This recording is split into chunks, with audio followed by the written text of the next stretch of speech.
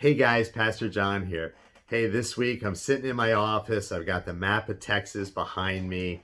And how appropriate is this week we're talking about paths and we're talking about roads and what leads us from here to there. This week's devotion was based upon Proverbs chapter 13, verse 6, which says, "Godliness guards the path of the blameless, but the evil are misled by sin." So this idea that we are on the path that God would have us to be on, and that we would be distracted by evil, but godliness will keep us going in the right direction. But as I was thinking about that, I took a step back for a second and said, well, what if you're not on the right path?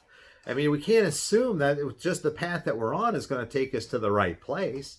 My dad had an expression that he used to say, and I didn't understand it for years. Really, he used to say that, sometimes you can't get there from here. You got to go someplace else first. And how true that is in our lives, that we can't always necessarily get to where we want to go from where we are. And sometimes the path needs to be adjusted, or sometimes we need to be able to get on the right path.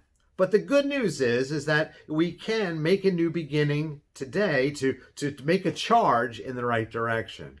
I like what Carl Bade said. He said, no one can go back and make a new beginning, but all of us can start now and make a new ending. Isn't that good? That we can't necessarily go back and start where we were as much as maybe we wish we could, but we can start today and make a path towards where we're going to go.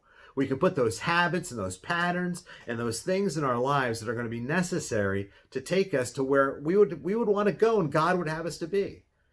I think that's a good thought for the day. And then once we've established that, and we put those patterns in our lives and we're looking forward to the new ending based upon our activity, then we just stay in on the course. We don't look to the right or to the left. And then we just stay that course in godliness, and God is going to take us to where we need to be.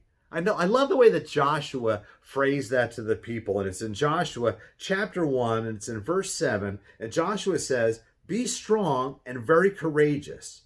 Be careful to obey all the instructions Moses gave you. Do not deviate from them, turning either to the left or to the right. Then you will be successful in everything you do."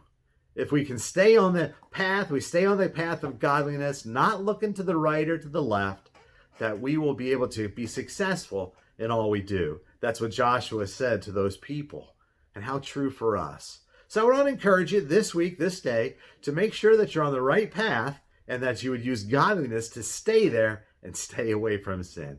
God bless you guys.